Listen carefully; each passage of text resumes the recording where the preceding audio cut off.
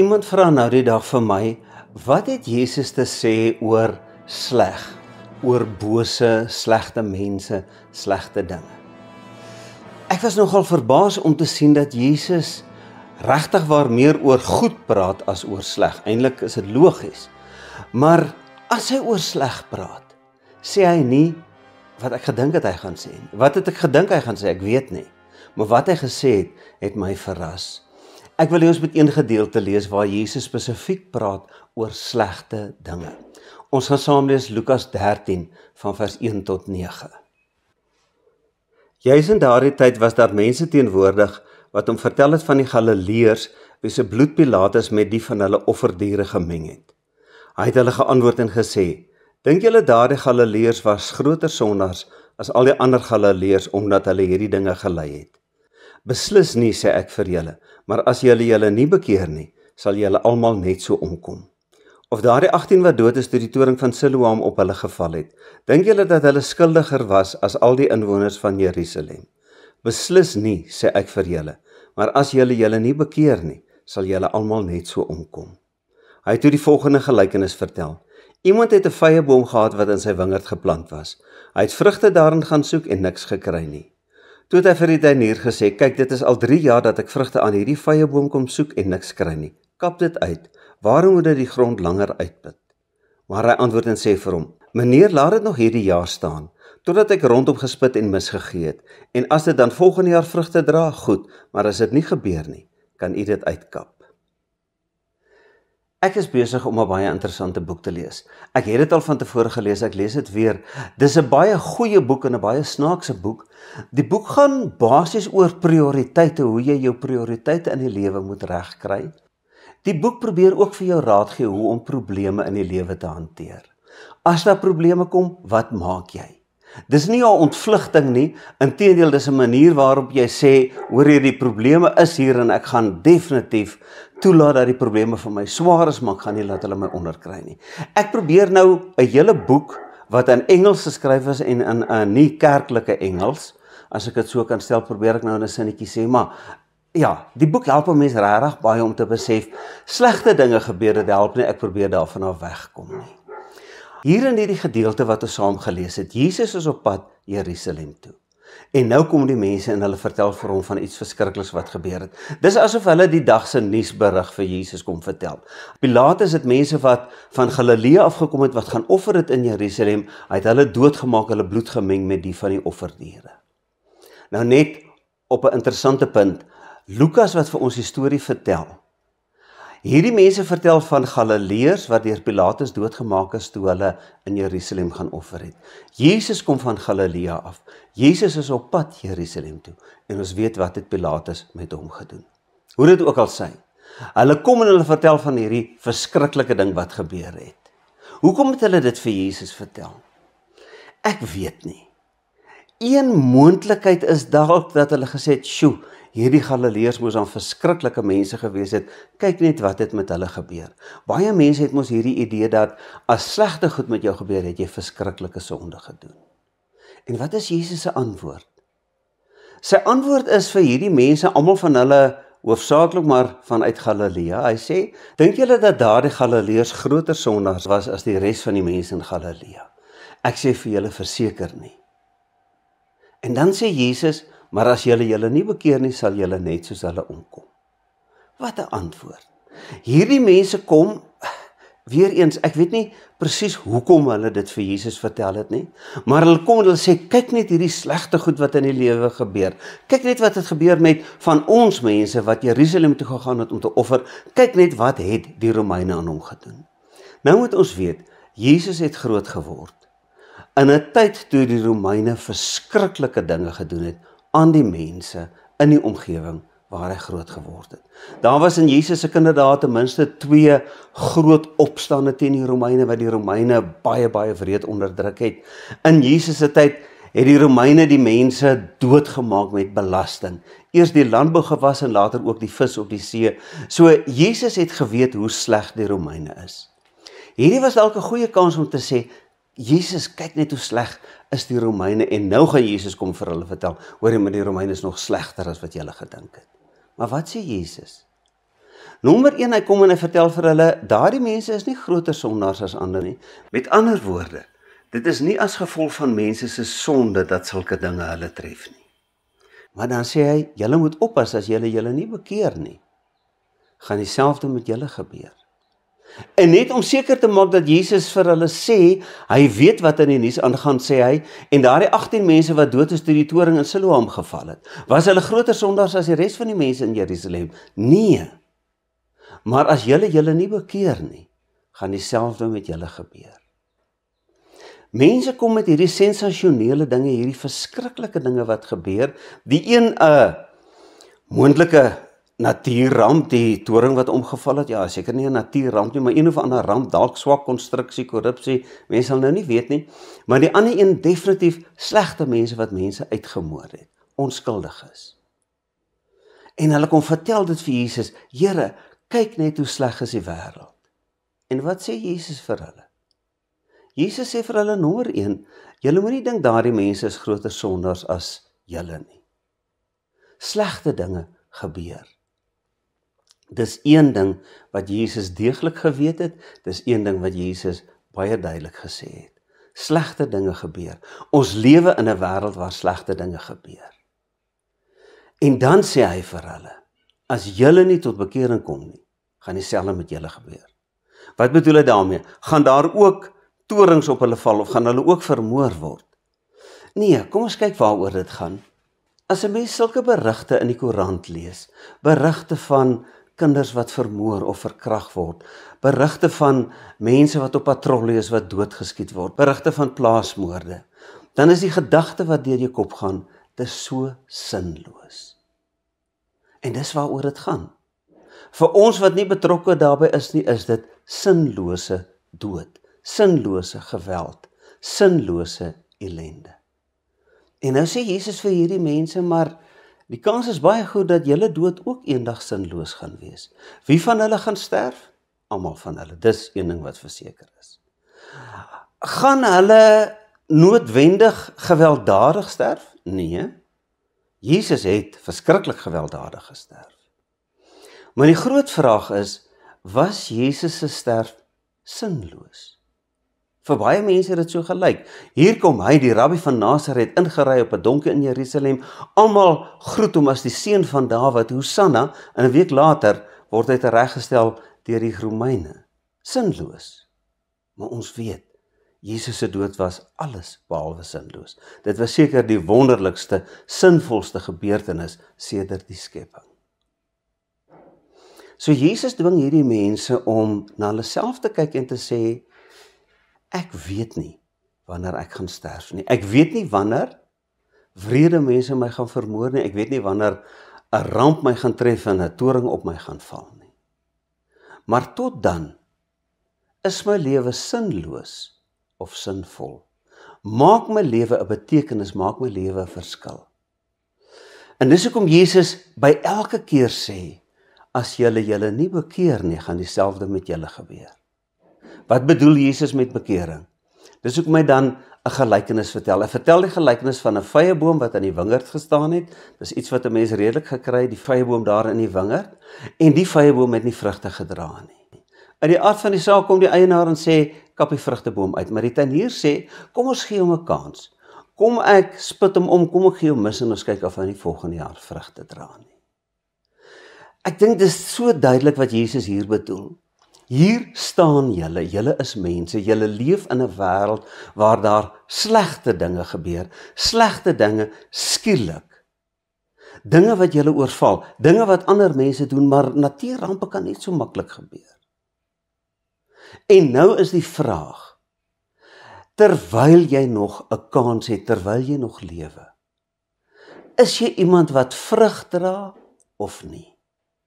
En dis wat Jesus met bekering bedoel. Bekering dui daarop dat ek nie net 'n paar dingetjies reg doen nie, maar dat my hele wese verander. Daardie vyeboom, as hy miskry, as hy goed bemest word en die grond word omgespit, dan begin dit by sy wortel en dit werk deur hom sodat die hele vyeboom nuut word en vrugte dra. Dis die vraag wat Jesus aan daardie mense gevra het. As julle nou skielik vermoor word deur Pilatus, Sou mense wat die berig lees sê, "Ai, dit was daarom 'n sinlose moord," of sal hulle sê, "Dankie tog vir wat hierdie mense gedoen het voordat hierdie tragedie hulle getref het." As 'n toring op julle val, gaan die mense ombly en sê, "Ai, dit is sleg dat sulke goed gebeur," en die volgende nuusberig kyk. Of gaan hulle sê, "Dankie vir wat hierdie mense gedoen het voordat hierdie krisis getref het." Krisisse tref mense. Slegte goed gebeur. Probleme sal daar altyd wees.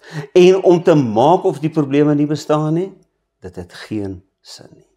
Om die probleme te probeer goed praat, is soos om 'n pleistertjie te sit op 'n sweer.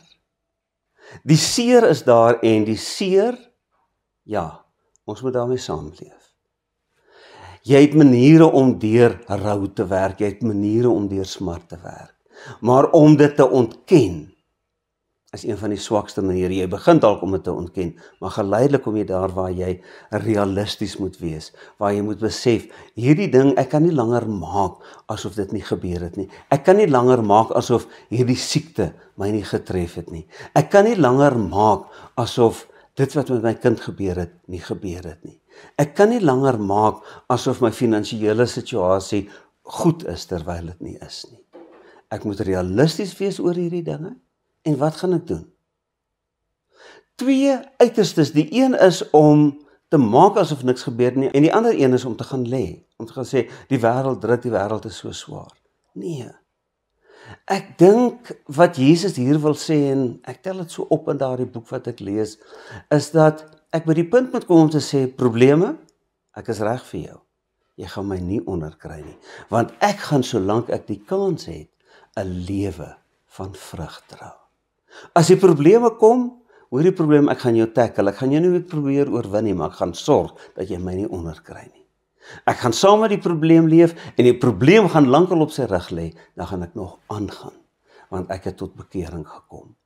Ek het daar gekom, en dis vir my die kruks van die saak, ek het daar gekom waar ek besef, die Here Jesus, God, doen baie in my lewe, om my daar te kry, dat ek 'n goeie, sinvolle lewe lei. Die tuinier, 'n mens kan maar net aanvaar dat dit dui op God, op Jesus, wat daar gekom het waar hy sê, ek gaan alles doen om vir Koos te help, om vrug te dra. En as ek besef dat die Here al daardie moeite doen, wat moet ek doen? Maklik, ek moet net die vrug dra. Ek moet net lewe uit dit wat die Here vir my gee. Ek moet by daai punt kom waar ek besef, ek is nie die enigste mens met wie dit goed gaan nie, en ek is nie die enigste mens met wie dit sleg gaan nie. Maar ek is die enigste mens wat 'n koosnel kan wees, hier waar ek nou is, vir die mense vir wie ek dit kan wees, vir die deel van die wêreld waar God my geplaas het. En as ek 'n flou liggie het wat ek in 'n klein kamertjie kan uitstraal, dan straal ek daai flou liggie uit met alles wat ek het, want iemand gaan baat vind daarby. Ons weet, ons gaan sterf. En ons weet, amper verseker, die meeste van ons weet nie wanneer dit gaan wees nie. Dit kan so skielik wees, soos hierdie mense wat vermoor is, dit kan so skielik wees, soos die toring wat op daardie mense geval het. Wat Jesus vir ons sê is, moenie verbaas wees as sulke dinge gebeur nie. Dis die wêreld waarin jy is. Dis die wêreld waarin Jesus besluit het om mens te word, en dieselfde het met hom gebeur. Behalwe, hy het goed gedoen. Hy het goed gedoen die heelpad. Uiteindelik het van die Joodse leiers hom gegryp, aan die Romeine oorgelewer, en tussen die Joodse leiers, tussen die Romeinse regering, en tussen Herodes die Edomiet wat oor hulle regeer het hulle gesorg dat Jesus tereggestel word. Maar Jesus is die een wat 'n verskil gemaak het. Soveel so dat ook in sy sterwe daar verlossing vir ons is. Daarom in sy opstanding is daar die ewigheid.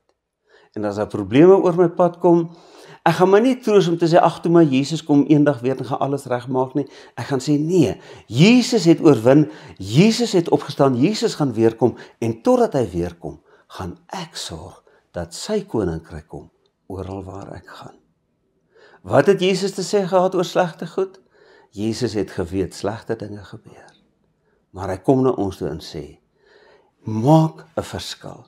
Moenie dat jou lewe, of hy lank of kort is, maar dat dit jou lewe, as jy die dag sterwe, sinloos is nie. Dat die mense sal sê, ag, dit was 'n sinlose dood nie. Jou dood mag dalk onverklaarbaar wees, maar jou lewe moet 'n verskil maak. Dis waartoe die Here ons geroep het. Dis, as 'n mens vra, wat het Jesus oor slegte dinge te sê? Dan sê Jesus, jy is die een wat 'n verskil kan maak in die slegte wêreld. Amen. Baie dankie, Here, dat U nie teruggedeins het vir die probleme van die wêreld nie, maar Here, dat U bereid was om mens te wees, dat U bereid was om tot die einde deur te trek. En dankie, Here, dat U opgestaan het. Dankie dat U daardeur vir ons die oorwinning gewys het. En ja, Here, mens kan maklik praat, maar as die probleme daarom so baie is, dan voel dit vir jou, ek kan nie meer nie. Dankie, Here, dat ons dan aan U opstanding, aan U hemelvaart en aan U wederkoms kan vashou en weet in U is ons meer as oorwinnaars. Amen.